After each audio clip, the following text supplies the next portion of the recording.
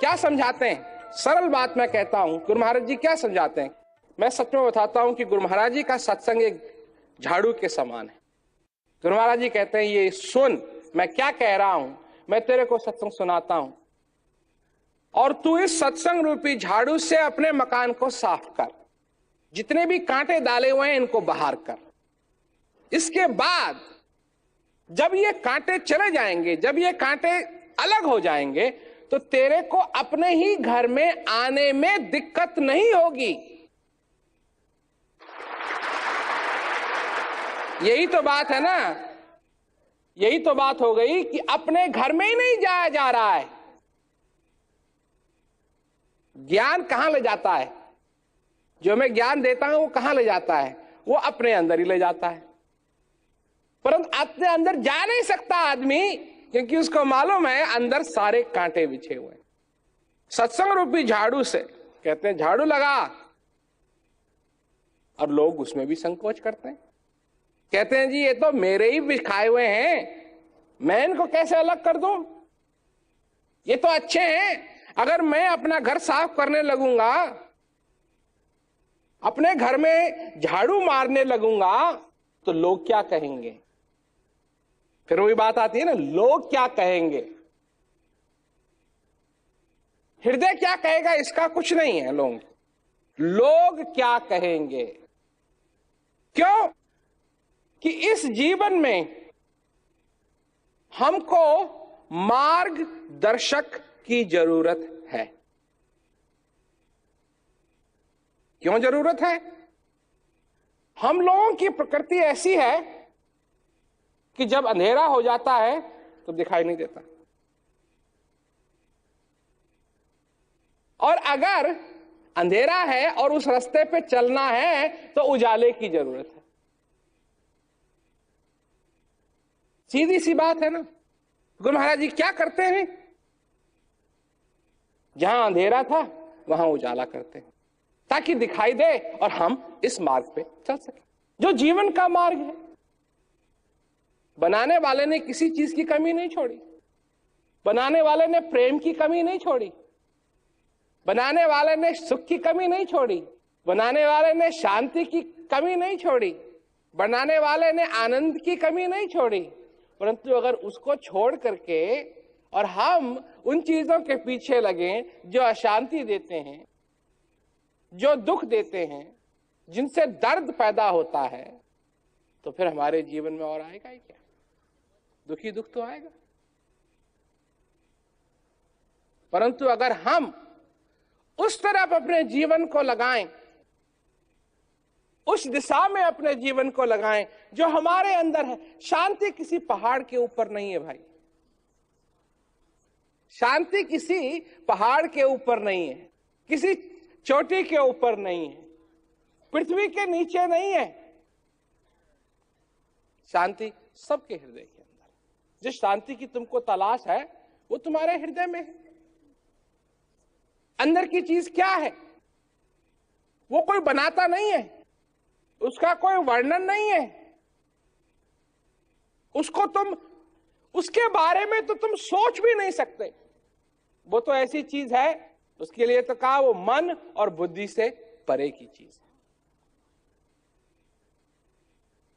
है। जिस चीज को हम अपनी बुद्धि से नहीं पकड़ सकते, अपने मन से पकड़ते हैं। जिस चीज को मन से नहीं पकड़ सकते उसको बुद्धि से पकड़ते हैं। दोनों को मिला करके कुछ नहीं बचता है, पर बचती है एक चीज, जो अंदर ज्ञान का संसार है, इस हृदय का संसार है, जो असली स्वर्ग अंदर है, जो असली अनुभव, मनुष्य का अनुभव अंदर है, जिसको समझने के लिए शब्दों की जरूरत नहीं है, विचारों के लिए शब्दों की जरूरत है।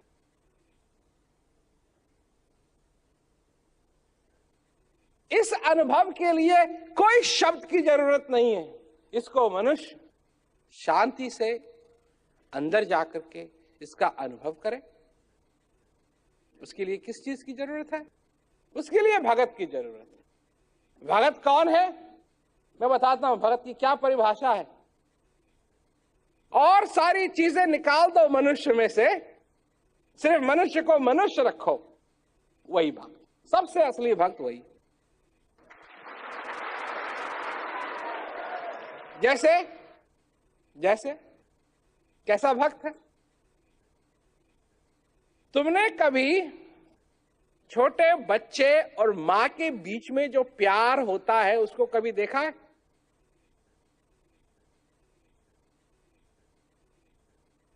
जब बच्चा रोने लगे, किसी के पास ले गए, किसी ने पकड़ा, जाते हैं ना लोग, नया बच्चा है या छोटा बच्चा है, लोग पकड़ने की कोशिश करते हैं।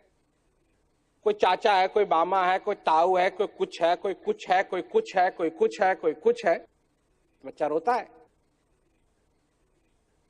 बच्चे को क्या मालूम चाचा क्या होता है, बच्चे को क्या मालूम ताऊ क्या होता है, बच्चे को क्या मालूम क्या कहते हैं, और सब जो जो भी हम लोगों ने रिश्ते बनाए हुए हैं, बच्चे को क्या मालूम? बच्चे को तो एक चीज मालूम,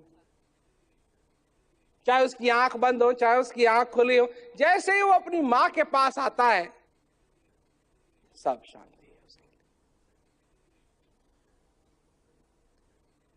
भक्ति भी कुछ ऐसी ही होती है। क्यों?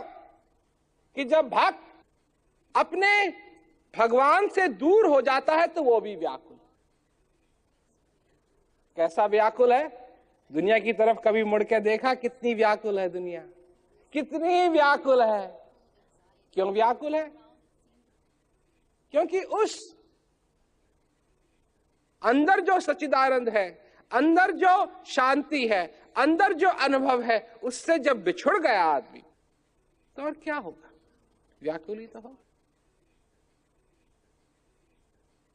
और जब अंदर वापस आएगा तो कुछ इसी प्रकार, जैसे बच्चा, रोता हुआ बच्चा अपनी मां के पास वापस आ, उसको ज्यादा भाषण देने की जरूरत नहीं है, क्योंकि तुम्हारा भाषण उसके समझ में भी ना आए। उसको ये नहीं है कि तू अब अपनी माँ के पास है, अब तेरे को रोने की कोई जरूरत नहीं, अब तो सब कुछ ठीक हो गया, तेरे को तो माँ की तलाश, तब तो नहीं, उसको भाषण की जरूरत नहीं है, उसको तो वो महसूस करने की जरूरत। और सच्ची बात तो यह है कि जिस प्रकार उसको उसकी माँ पकड़ेगी और कोई उसको पकड़ नहीं सकता।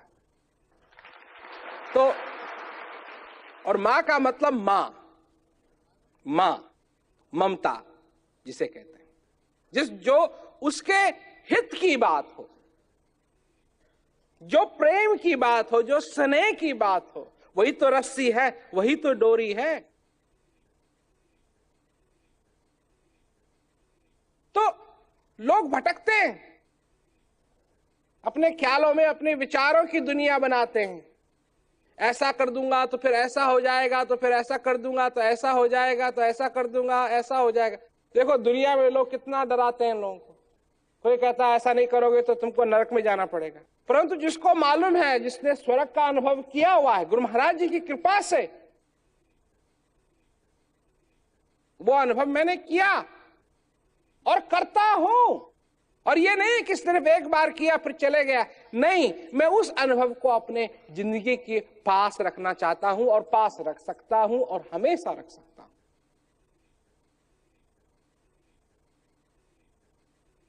मेरे को नरक की धमकी देने की जरूरत नहीं है, क्योंकि मेरे को मालूम है कि स्वर्ग जब लोगों को पता लग जाता है कि कहां है, तो फिर नरक का नाम कौन कोई लेगा। तो इसी तरीके से समझने की बात है, ये आनंद की बात है, जिज्ञासा की बात है। हृदय को खोल करके आओ, समझो, इस चीज को समझो। मैं नहीं कह रहा हूं कि तुम्हारा अंधविश्वास होना चाहिए, मैं कभी नहीं कहता हूं, ये अंधविश्वास की चीज नहीं। इसको तुम महसूस करो, ये तुम्हारे अंदर है। जब गुरु महाराज जी के सत्संग को सुनोगे अंदर की तरफ जाओगे, जब गुरु महाराज जी की सेवा करोगे तब अंदर की ओर जाओगे। सेवा, सत्संग और भजन, ये तीनों चीजें, इन तीनों चीजों की जरूरत है मनुष्य को। जिस प्रकार रोज तुम अपने शरीर को साफ करते हो, रोज बालों में तेल लगाते हो, रोज अपने आप को अच्छा बनाते हो, ठीक उसी प्रकार से रोज अगर तुम सेवा सत्संग भजन करो तो तुम्हारे हृदय में, तुम्हारे अंदर वो ज्योति फैलेगी, वो प्रकाश होगा, वो आनंद मिलेगा, जिससे कि ये जीवन सफल होता है। इसीलिए तो कहा ना कि ज्ञान बिना नर सोवै ऐसे, लवण बिना व्यंजन जैसे। खाने का रंग तो वही है, ऊपर से तो सब कुछ देखने में वही लगेगा, पर अंदर जब चखेंगे तो नमक नहीं है तो फिर फीका फीका लगता है। तो भाई प्रेम की बात है, प्यार की बात है। क्या तुम, अब कई लोग कहते हैं जी, कई अब तो कम हो गया है, लोग ऐसा नहीं कहते हैं, परंतु कहा करते थे कि जे हमारे पास समय नहीं है भजन करने के लिए। तो मैं तो ये पूछता था, फिर किस चीज के लिए तुम्हारे पास समय? अगर तुम्हारे पास बैठ करके सेवा सत्संग भजन के लिए समय नहीं है, समय नहीं है, समय नहीं है, अरे तुम समझते हो तुम्हें अपने पीछे जेब में समय डाला हुआ है? इसी को कहते हैं अहंकार।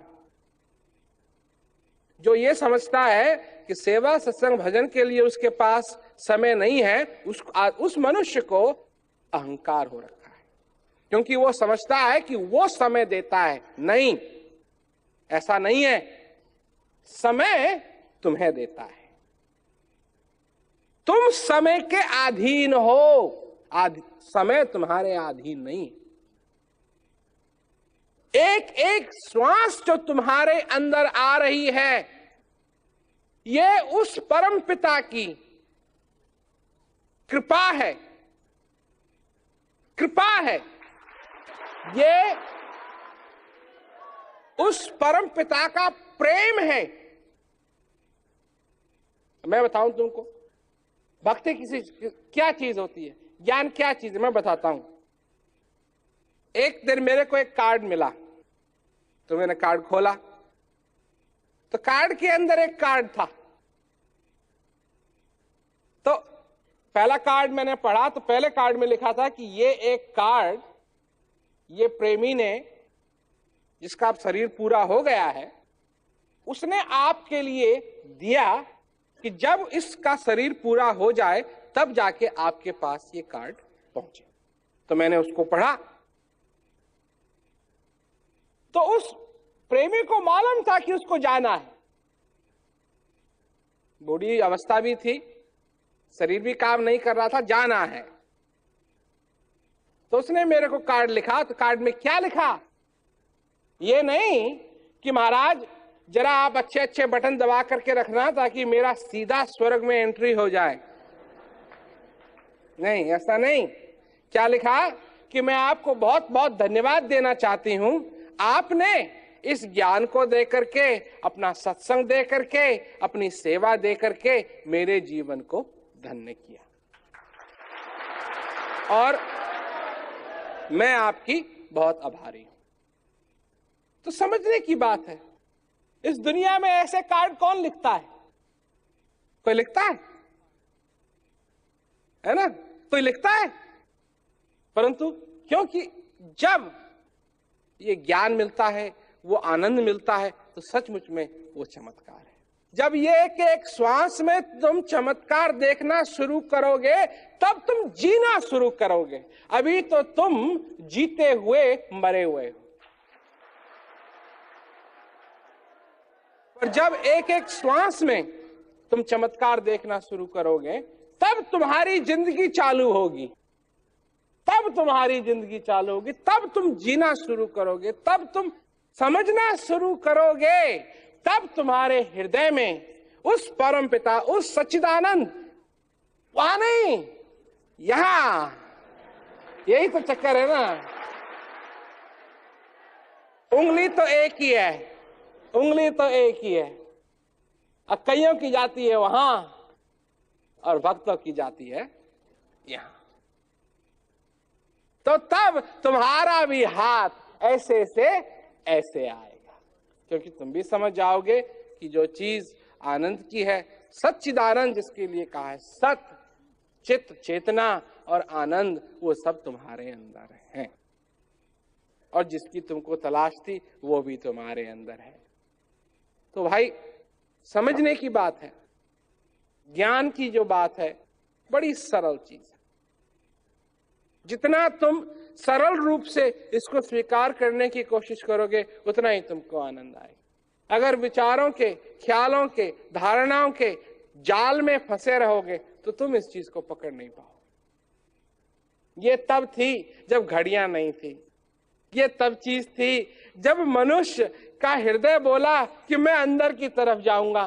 किसी गुरु महाराज ने, किसी मार्गदर्शन ने कहा कि ठीक है, मैं तेरे को बताता हूं तू अंदर कैसे चले जा। और तब से ये जादू, तब से ये चमत्कार, तब से ये चीज इस संसार के अंदर है, और कितने ही हजारों हजारों लोगों का इसने भला किया है। और अब ये समझो तुम्हारी बारी।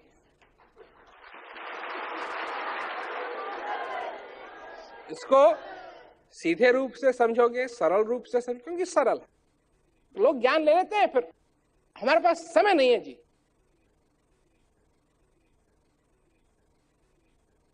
मैं वचन मांग लेता हूं।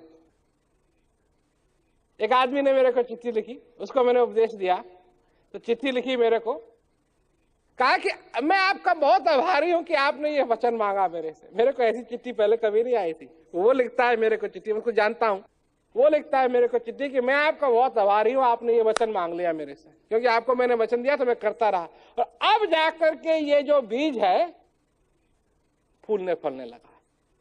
और मैं बहुत आभारी हूं आपका कि आपने ये वचन मेरे से मांग लिया। तो मैं एक तो ये वचन मांगता हूं कि ज्ञान को पूरा पूरा फलने और फूलने का मौका दो। दूसरी चीज मैं मांगता हूं कि ज्ञान किसी को बताना मत। ये तुम्हारे लिए सिर्फ उपहार है, ये नहीं है कि तुम किसी और को देते फिरो। ये तो गुरु महाराज जी के बीच की बात है। देखो, लोग ये समझते हैं कि 4 क्रिया ही सब कुछ है। लोग ये समझते हैं कि 4 क्रिया ही सब कुछ है, बस ना। जब तक गुरु महाराज जी की कृपा नहीं होगी, जब तक गुरु महाराज जी के साथ नाता नहीं बंधेगा, तब तक ये 4 क्रिया करेंगी क्या? देखो ना, अगर माचिस भी है, दिया भी है, घी भी है, पर बत्ती नहीं है तो जलेगी क्या? समझे ना? वो होती है ना torch, torch, flash light, torch कहते हैं, फ्लैश लाइट। तो उसमें बल्ब भी है, बॉडी भी है, सब कुछ, बैटरी नहीं है तो जलेगी क्या? तो वो नाता तो बंधना चाहिए अगर वो नाता ही नहीं है तो फिर फायदा क्या? देखो, अनाथ, अगर कोई लड़का है, बच्चा है, और हमने देखा बड़े दुखी होते हैं, उनको मालूम नहीं उनके माँ बाप कौन थे। तो माँ बाप तो थे तभी तो पैदा हुआ वो। माँ बाप नहीं होते तो पैदा कहां से होता? परंतु जब मालूम ही नहीं है तो दिल में दुख होता है कि नहीं होता है? जब मालूम नहीं है तो दिल में दुख होता है। और मालूम भी हो जाए उसको तो ये थोड़े कि वो जी जाएंगे वापस, परंतु वो मालूम होना उसके लिए एक कनेक्शन बन जाता है, एक नाता बन जाता है। गुरु महाराज जी के साथ वो नाता बनना चाहिए ताकि मालूम रहे किसकी कृपा है ये, किसका ज्ञान है ये, सेवा करनी है, किसकी सेवा करनी है। तो और ये पैसे की बात नहीं, हम तुमसे पैसा नहीं मांग रहे हैं इस ज्ञान के लिए। तो इसलिए अगर किसी को चाहिए तो वो हमारे पास आए जिज्ञासु बन करके। और तीसरी चीज मैं ये मांगता हूं कि संपर्क बनाए रखो। अभी तक तुम जिज्ञासु थे, सत्संग सुना और भी आगे बढ़ते रहो। मैं चाहता हूं कि जितना तुम आगे बढ़ सको उतना आगे बढ़ो। ये नहीं है कि तुमने ले लिया फिर उसके बाद सब ठप, ये नहीं होना चाहिए। ज्ञान लो, इसका पूरा पूरा आनंद उठाओ। तो ये बातें हैं, छोटी छोटी बातें हैं पर बहुत जरूरी बातें हैं ये, इसको समझो। सरल है, सरल, और ये समझने लायक है, आनंददायक है, आनंददायक है, और अपने अंदर जाकर के उस चीज का अनुभव तुम कर सकोगे। इसलिए तुम आओ, अपने विचारों की क्या कहते हैं बोरी में उसको मत लाओ, अपने बोझ को मत लाओ, तुम आओ, तुम आओ, मनुष्य के नाते तुमको देंगे, मनुष्य के नाते, है ना, और इसका आनंद पूरा पूरा तुम उठा